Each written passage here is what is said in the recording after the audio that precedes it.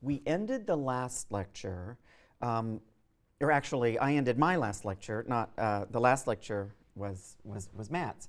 I ended my last lecture on Paradise Regained with a brief consideration of the riddle of the Sphinx, and Satan was compared to the Sphinx, who had thrown herself off the Ismenian steep when her riddle had been discovered.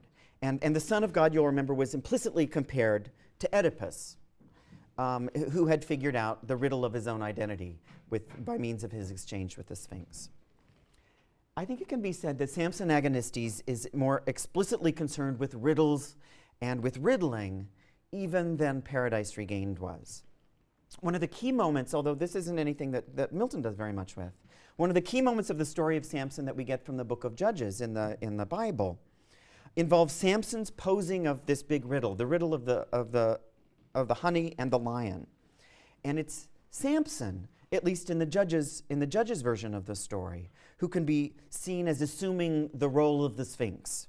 He poses the riddles, and it's really his duty throughout his life to know when it is you should reveal the answer to the riddle, to the secret.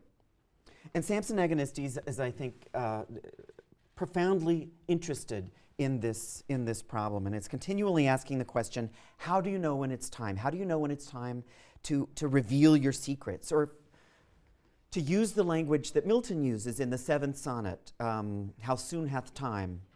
How do you know when it is that you have ripened? That's a riddle that it's the job of Samson and Samson Agonistes to figure out the answer to. Now, it's one of the ironies of literary history that this poem, which is really all about riddles and secrets, this poem surely poses the biggest riddle for the scholarly, the academic study of Milton. It has proven nearly impossible for scholars of Milton to determine when it was that Samson Agonistes, to determine authoritatively or definitively when it was that this text was written. And so in that respect, it's utterly different from the other works of Milton's that can be dated much more authoritatively. Samson Agonistes, we do know this. It first appears in 1671. It's published alongside Paradise Regained. So you have the title page of that 1671 volume, Paradise Regained, a poem in 4 books, and then in a little typeface, to which is added Samson Agonistes. And actually, the Hughes edition reproduces for you just this title page. It's on page 470.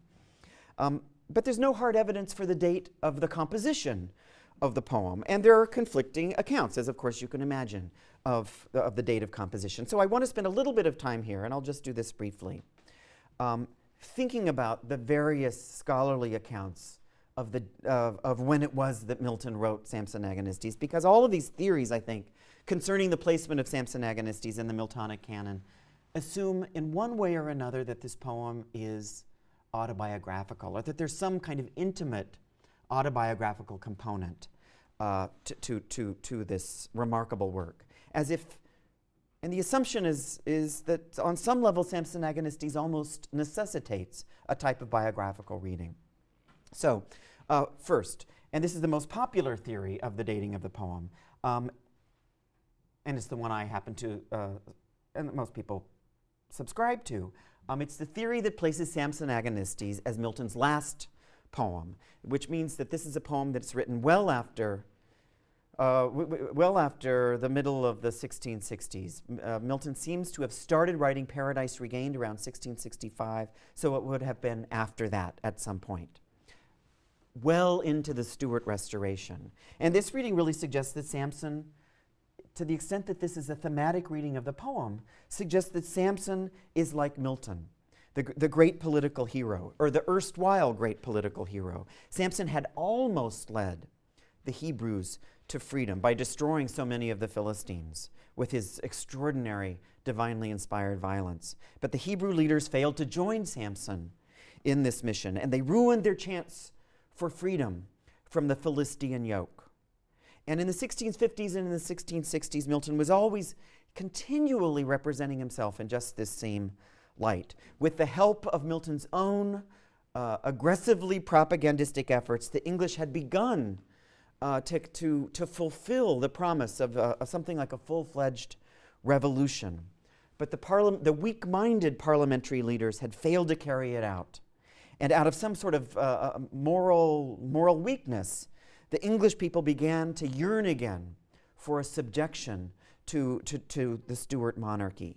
And it's in response to the tone of political disappointment that we can read in Samson Agonistes, that scholars are led to date this work as a late one, as a final poem, the final poem.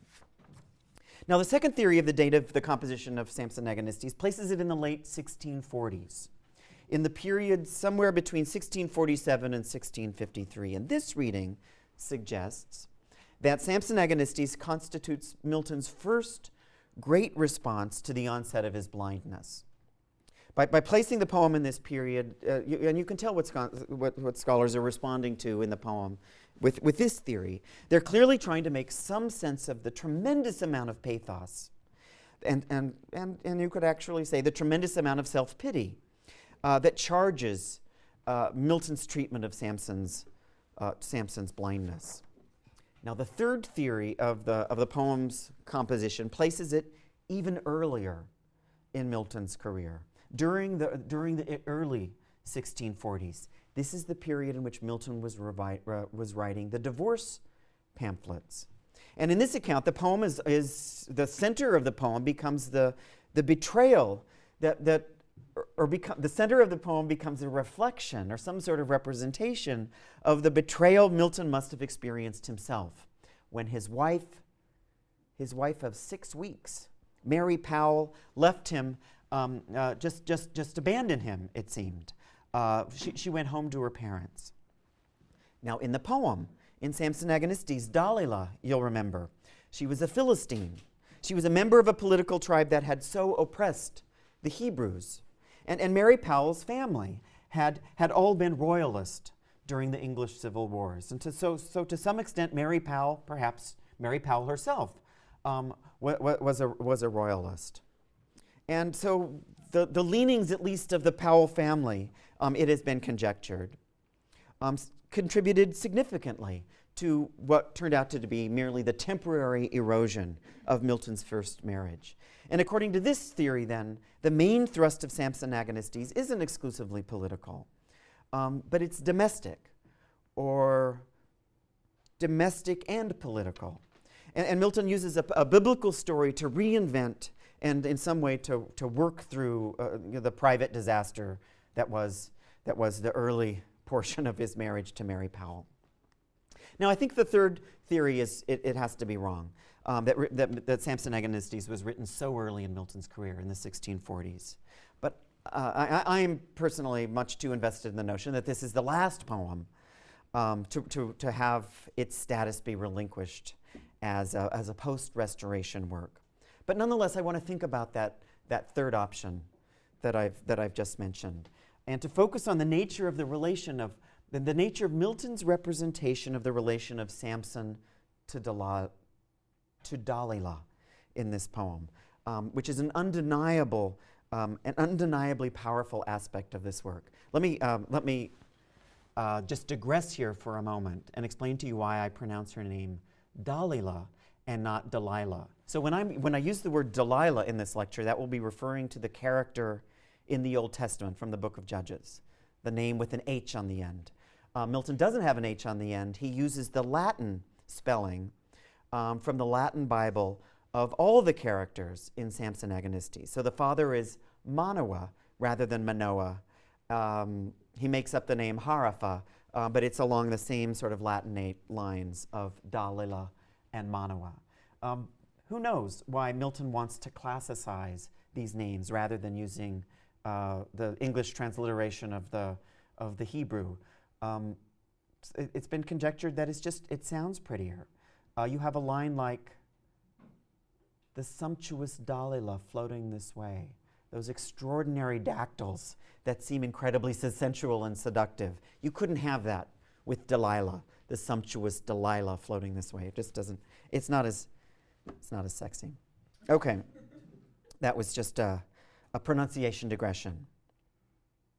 Now, the evidence for Milton's, for the scholars who date this poem as a really early one, is usually taken from a scene in Milton's life that actually was narrated for us by Milton's nephew, Edward Phillips. So I'm going to ask you to turn to Milton's nephew, Edward Phillips's biography of Milton at the end of the Hughes edition. So this is page 1032 in the Hughes. This is Phillips's account of how Milton and Mary Powell reunited. And it's an absolutely adorable narrative. It involves an elaborate trick staged by friends of both Milton and of Powell. So we learn here, and it's an amazing little window onto what the texture of this man's life was like. Milton was evidently in the habit, in the 6 weeks he lived alone as the abandoned husband, he was in the habit of visiting a friend. We don't know who this guy was, but a friend named Blackborough. And according to Phillips, this is the top of the right-hand column. According to Phillips, it was at Blackborough's house that the scheme to reunite the couple, to reunite them, was pulled off. So I'm quoting here from Phillips. One time above the rest, he, John Milton, making his usual visit, the wife was ready in another room. And on a sudden, he was surprised to see one whom he thought to have never seen more, making submission and begging pardon on her knees before him. He might probably at first make some show of aversion and rejection, but partly his own generous nature, and this is the loving Phillips who so admires the uncle, but partly his own generous nature more inclinable to reconciliation than to perseverance in anger and revenge, and partly the strong intercession of friends on both sides, soon brought him to an act of oblivion and a firm league of peace for the future. And Mary Powell and John Milton get back together again, and they have a child. They have a few children. This scene bears an obvious resemblance to the initial entrance of Dalila into the poem Samson Agonistes. Now, there's no proof, of course, that Milton Samson is a reworking of this biographical event in the stormy life that was Milton's the stormy career of Milton's domestic life. There's no proof that this event ever happened at all. And my guess, actually, is that Phillips, who's writing this biographical narrative well after the publication of Samson Agonistes, is actually staging his account of this moment in Milton's life in some way as a reworking of the analogous moment from Samson Agonistes. I think he's giving us an imaginative engagement of Samson Agonistes, and it's probably because he wants to stave off what he knows will be the easy, obvious biographical reading that we'll bring to Milton's poetic representation of a perfectly disastrous marriage. So I don't actually trust Phillips's biography here, but I want to linger on this passage for just another moment because I think it starts to illuminate one of the most puzzling aspects of Samson Agonistes.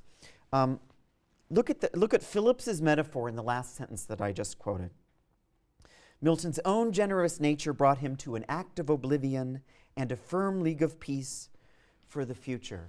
Phillips is alluding here to actual political events that took place not in the 1640s when this reunion occurred, but after the Restoration. The act of oblivion and the league of peace are both actual political events that followed the restoration of the Stuart monarchy in 1660. So the Royalists in 1660 passed the Act of Oblivion. The Act of Oblivion that prohibited any further punishment of Puritans who were seen to have behaved seditiously during the Revolution. So in a gesture of magnanimity, the Royalists were agreeing to be oblivious. They would forget the crimes of the Puritan parliamentarians. And one of the most notable beneficiaries, in fact, of this act of oblivion was Milton himself. Milton, whose life was, I think, really mercifully spared after the Restoration. He could easily have been prosecuted and executed for his composition of the regicide treatises. Now, I think it's fascinating what Phillips is doing here. He situates the relation of husband and wife in the context of a political accord, a political agreement between two warring parties. And in doing so, he's reproducing, I think, one of the strangest aspects, and it is a really strange aspect of this poem. That's the remarkable conjunction of the representation of love and the representation of war. The militaristic nature of sexual relations in Samson Agonistes, and also the disturbingly sexual nature of political conflict as it's represented in Samson Agonistes. And we'll pursue that in a moment. So one of the curious elements of Phillips's account of Mary Powell's return is the implicit reversal, I think, of political identities here. Milton becomes the royalist, passing the act of oblivion by way of forgiving Mary Powell. So these domestic enemies, Powell and Milton, have become, it's as if they've become mirror images of one another. The moral alignment of their identities suddenly becomes, in this retelling of it, vague and indistinct. And in a lot of ways, they're kind of pictured like Satan and the Son of God in Paradise Regained. Satan, in so many ways, seems to be the Son of God's evil twin. They're mirror images of one another, but obviously they represent utterly different things. The Son, you'll remember in Paradise Regained, only discovers his identity in paradise, in that poem, in opposition to Satan. And this is something that the late poems of Milton are continually doing. They're exploring what we can think of as the dialectical nature of identification. Virtue cannot exist in a vacuum. And in fact, I think for Milton, the knowledge of oneself can't come about in a vacuum. Any virtuous identity will inevitably be the process, will be the product of some kind of antithetical process, of some sort of agonistic encounter with one's opposite.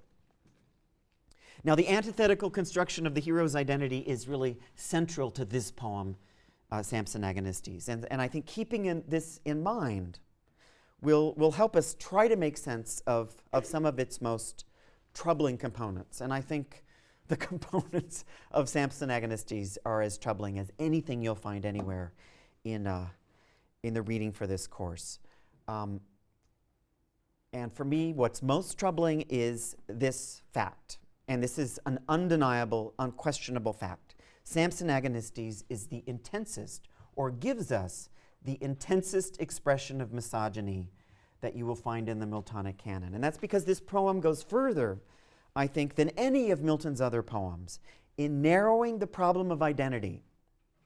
And this is a problem that Milton has been concerned with all along, but narrowing this larger problem of identity to the much more circumscribed, the much more focused problem of sexual identity. The masculine hero's identity can only be established by contraries, by some sort of antithetical process.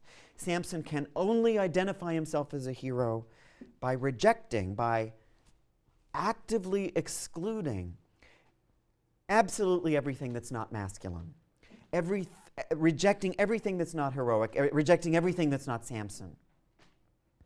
And it becomes a kind of violent process of rejection. The character Samson is continually impelled, it seems, by a powerful need to expel all forms of sensual pleasure, the types of pleasure that we know to be prized and sanctioned by Milton. Forms of sensual pleasure that Milton will identify in Samson Agonistes as types of femininity. And all of this has to be expelled by Samson, from Samson. And as you reread the poem, I think you'll be shocked. If you haven't been shocked already, you will be shocked by the violence of the really weirdly sexualized rhetoric that makes up so much of the metaphorical texture of this poem. I'll give you just one example. There are innumerable examples. You may have noticed how this poem refers routinely to the Philistine enemies as the uncircumcised. And this is to be, on some level, this is to be expected. The Bible refers to heathens as the uncircumcised. And so this is conventional, we could say. But Milton, of course, goes further than that. And he actually refers to the enemies of the Hebrews as foreskins.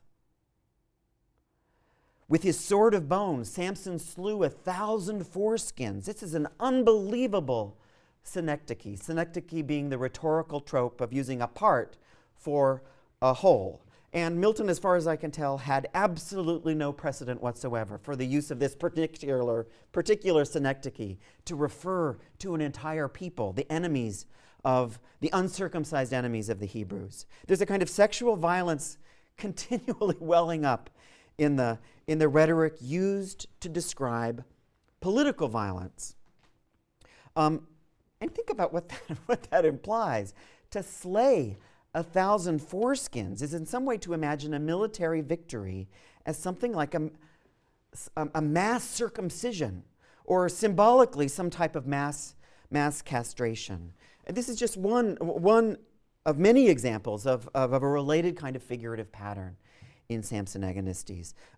Political violence seems so continually to be figured in the literary rhetoric of this poem as a sexual cleansing, as a kind of purging, the painful excision of something unclean, something presumably unnecessary, and something excessively sensual. Look, for example, at the way this text sexualizes the key event in Samson's life, which is, of course, the loss of his hair. Look at Samson's account of the moment the moment at which he lost his strength. This is page 564 in the Hughes, lines 529 and following. Now, in the book of Judges, Samson tells Dalila that the secret of his strength lies in his hair only after her continued verbal assaults. She pleads with him, she nags him, she pleads with him unremittingly to tell her his secret, and finally he just relents. That's the scriptural story. But in Samson's account, in Milton's story, Dalila doesn't harass Samson into telling the secret. She seduces him. Look at line 529. This is Samson talking. And here he describes himself as the cock of the walk here. Fearless of danger, like a petty god, I walked about, admired of all, and dreaded on hostile ground, none daring my affront. Then, swollen with pride, into the snare I fell of fair, fallacious looks, venereal trains, softened with pleasure and voluptuous life. Now, the voluptuous life that he's describing here in line 534 is, what is this? I think this is what we would have to name the life of marriage. The woman he's calling a deceitful concubine is actually, in Milton's telling of the story, Samson's wife. And there's a profound confusion about the cause of his weakness here. Was it the actual act of his head being shaved, or simply the condition of marriage itself? Listen to Milton's figuration of the event of the cutting of his hair. And you tell me if this isn't unusually charged, even for Milton, with a pretty intense degree of sexual anxiety. At length, to lay my head and hallowed pledge of all my strength in the lascivious lap of a deceitful concubine, who shore me like a tame wether all my precious fleece. You have an image here of sexual intercourse. This has been suggested in a brilliant reading of this poem by John Guillory, embedded in the image of Samson's head in Dalila's lascivious lap. Her violation of Samson, her cutting of his hair, seems almost inextricable here from a perfectly simple, seemingly, it's never simple, of course, but an act of conjugal intercourse. But the figurative chain doesn't end there. It gets better or worse, depending on your perspective. Because in this play, marital intercourse is equated, at least figuratively, is equated with castration, the cutting off of the hallowed pledge of Samson's strength. And Samson makes this explicit when he describes himself as a tame wether. Well, what is a wether, you ask? A wether is a castrated ram. The slayer of 1,000 foreskins is himself slain. And part of the intensely violent figurative world of Samson Agonistes. This is a world that continually identifies Dalila's betrayal as a kind of castration, and castration itself is nothing more than the male experience in marriage. A darker or more anxious reading of the relation between the sexes you'll have a difficult time finding. Let's look now at Dalila's own language. Turn to page 570 in the Hughes, around line 803, line 803. And I think Dalila's language is in a lot of ways just as powerful, although it's configured a little differently. Much more than Samson, Dalila contradicts herself throughout this poem, and the contradictions have proven baffling to the poem's critics.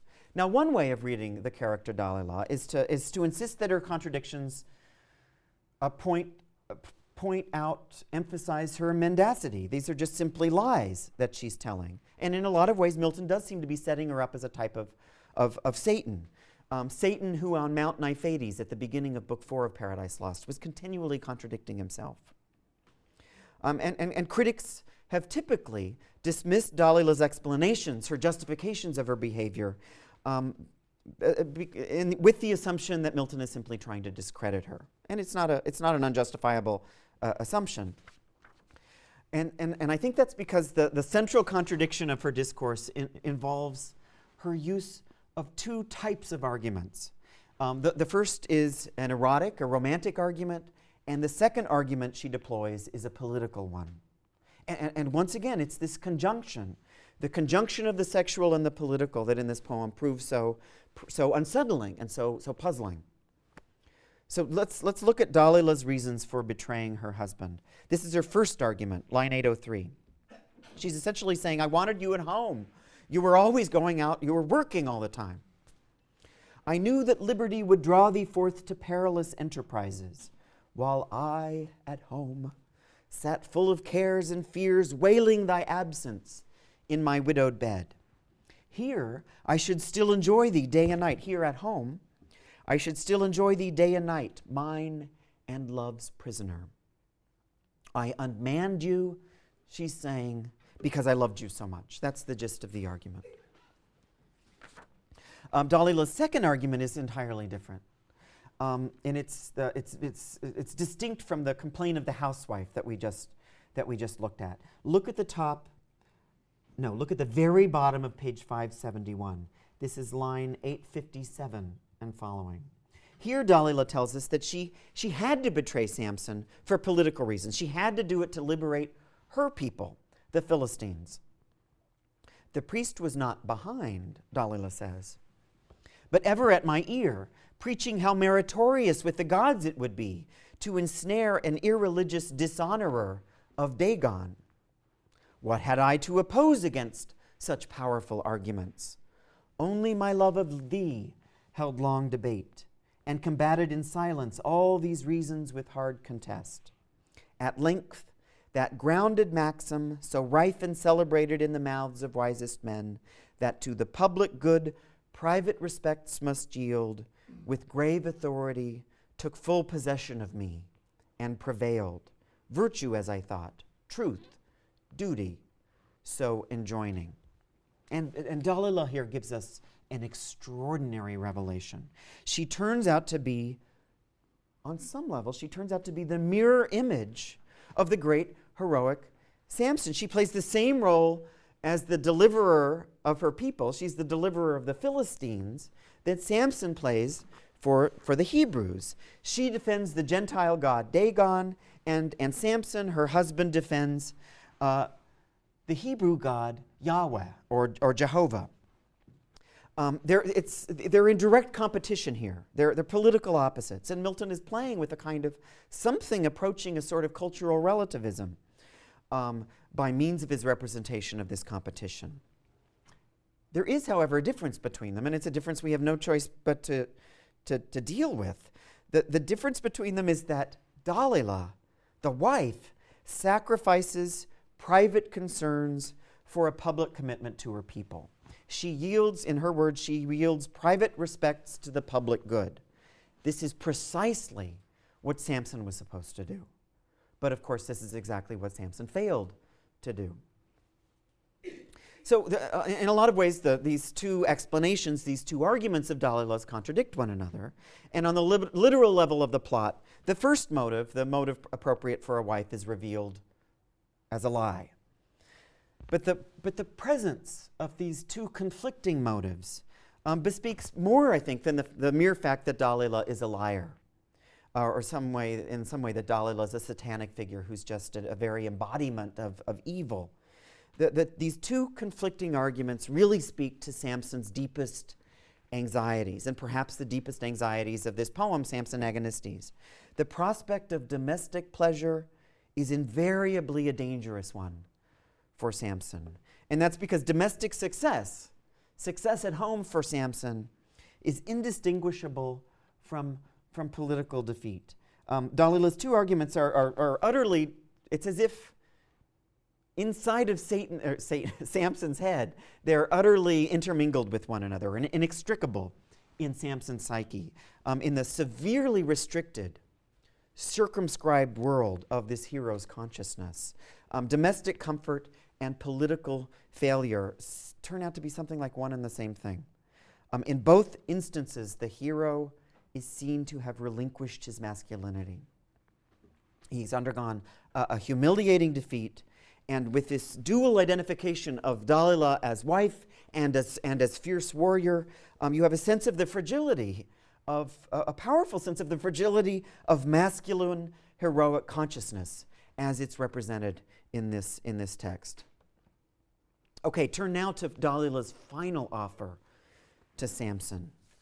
This is at line 920, the middle of the Hughes page 573. The most tempting and the most terrifying offer of Dalila's is her offer to nurse Samson. He's old, he's blind, to nurse him after his release from the prison. So Dalila tells Samson, "I to the Lord's will intercede, not doubting their favorable ear, that I may fetch thee from forth this loathsome prison house to abide with me, where my redoubled love and care with nursing diligence to me glad office may ever tend about thee to old age." With her nursing diligence, Dalila can perform the work she can be Samson's nurse. Better yet, she can function as Samson's mother. I think that's essentially the gist of her argument. Samson has already claimed, we know. This was at line 633. He's claimed that he is a nursling of God. And he's been struggling throughout this text to establish himself as a child, not of human parents, certainly not of the perfectly sweet-natured, but kind of addled dad of his, Manoah. But he's a child solely, exclusively of God himself. And so it's Dalila's offer to nurse Samson that elicits his most violent, the most powerful fit of rage. And it's horrible. Look at line 952. Dalila says, "Let me approach at least and touch thy hand." And Samson's response? Shocking. "Not for thy life, lest fierce remembrance wake my sudden rage to tear thee joint by joint." It's Dalila's simple offer to touch Samson's hand has received an extraordinarily extreme reaction. And it's usually thought, this is typically how we read this, I think, that the fierce remembrance that will awaken Samson is his memory of his powerful desire for her, a memory that he has to forestall with this violent rejection. But I think the violence of this reaction surely exceeds the violence merely of a remembered sexual passion. This is too intense even for that. And I think it's possible to see in this reaction to Dalila's offer to nurse Samson another memory that has been suppressed. And it's not just the remembrance of a sexual love. And our best clue to this suppressed memory might come from that aspect of the story of Samson from the book of Judges that has been most noticeably suppressed. Perhaps it's been circumcised from Milton's own poem. You'll remember from your reading of the poem that Milton is continually referring to the heavenly messenger who descended to prophesy Samson's greatness. This was happening well before Samson was actually born. But to whom? To whom did this heavenly messenger speak? The angel spoke, according to the Judges story, the angel spoke to Samson's mother, a character who figures prominently in the scriptural original of the story, but who is very carefully excluded from the text of Samson Agonistes. And I'm indebted for this point to a wonderful reading of this poem by, I think she's a great Milton critic. Her name is Stevie Davies.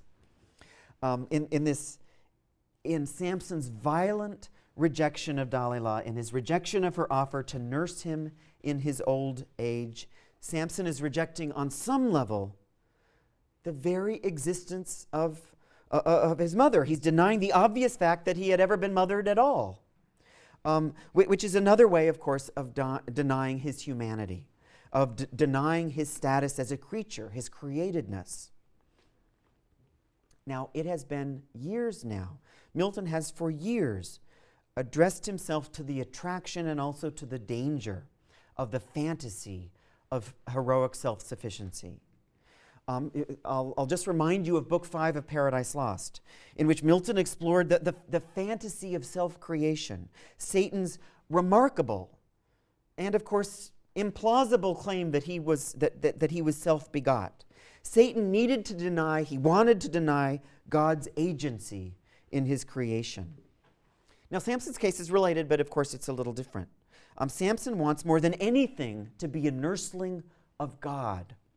And it's as if he needs to deny that he had ever had any tie to the womb or to the breast of an earthly mother, if he is to be the nursling exclusively of God. Of course, it's the fact, the existence of the mother, that is the thing that guarantees the truth, which is that he is inescapably human. But like us, Samson obviously owes a fundamental physical debt, a fundamental physiological debt and obligation to a mother. And there's a sense in this poem that the very existence of the mother, of any mother, seems to doom all of our attempts to think of ourselves as independent, as autonomous, in any way self-sufficient beings, or to think of ourselves as beings whose primary debt can be exclusively to the Heavenly Father. Milton had been so bold in Paradise Regained to emphasize the thoroughgoing humanity of the Son of God. The Son of God in Paradise Regained had no more divine knowledge about his situation, it seemed, than we could possibly have had. It's in that poem where Milton should have been anxious about the humanity of the hero. But all of that theological anxiety that should have existed in Paradise Regained seems to have been displaced onto Samson Agonistes. Turn to the very opening of Samson Agonistes, the exquisitely beautiful lines with which Milton begins this poem. A little onward, lend thy guiding hand, to these dark steps a little further on. A little onward, lend thy guiding hand, to these dark steps a little further on. Milton's poem opens with these beautiful lines addressed by Samson to someone, presumably, who's holding his hand, who is touching his hand, and assisting his movements in his blindness. Samson's wandering steps and slow. And this sense of absolute dependence here is with which we begin this poem is overwhelming.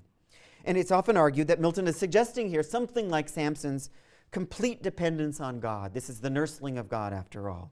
Samson's ultimate victory comes from his absolute submission to the will of God. This much we will learn at the end of the poem. But the character, it's a character, in fact. It's not the divinity. The character leading Samson around at the opening of the play is never named. This character is never identified. And this mysterious omission is certainly, has to be purposeful. And this is another clever argument forwarded by Stevie Davies, that the unnamed character holding Samson's hand reminds us here of another unnamed character in the Samson story, and that's, of course, Samson's mother. Samson, as the champion of the Hebrews, is supposed to be able to submit himself utterly to the will of the Father. Not Manoah, but the Heavenly Father. But the play reminds us overwhelmingly and continually that even the greatest heroes are subject. And this, you can tell that Milton was an enormous fan of Shakespeare's tragedy Coriolanus, which explores a lot of the same problems. That even the greatest heroes are subject to other, far less dignified forms of submission. And that human figure most likely to lend a hand to unsteady steps is obviously the mother. The person in the child's life who touches the child's hand and serves as his first guide, first teacher. In Paradise Regained, Milton was, after all that we went through in Paradise Regained, Milton was able to allow the son to return home to his mother's house. He, unobserved, home to his mother's house, private, returned. The Son of God had successfully proven his sonship to the Heavenly Father, and he could thereby afford to return to the domestic space. Of course, it's a domestic space that had been utterly purged of any type of sensuality. But in Samson Agonistes, this space, the place of maternal affection and domestic peace, of just happiness in one's domestic life, is continually threatening to contaminate the hero. And obviously this is a hero who's a lot less well-adjusted, we could say, than the Son of God. That didn't make any sense, but on some level, at least to me, it does. Heroism in this poem depends on the hero's ability to exclude, to expunge from his system any attachment to the home, any dependency on an origin that could compete with the ultimate origin, which is, of course, that of the Heavenly Father. And that's why this poem is continually voicing its terrible conviction in the necessary exclusion of all things feminine. And it's in respect, I think, to this exclusion that we can best understand the horrible violence and the terrible misogyny charging the language of Samson Agonistes. This poem, this play that's not really a play, seems to be arguing for the necessary exclusion of the feminine from the hero's life. And if that's true, if that is one of the ultimate arguments that Samson Agonistes is actually making, then I think we also have in this poem the pained and also the painful rhetoric. We have the painful sense that Milton gives us of the cost of that exclusion. Here in Milton's final poem, we have an acknowledgement that the process whereby one becomes a Miltonic hero is potentially ruinous. Okay, that's it for today.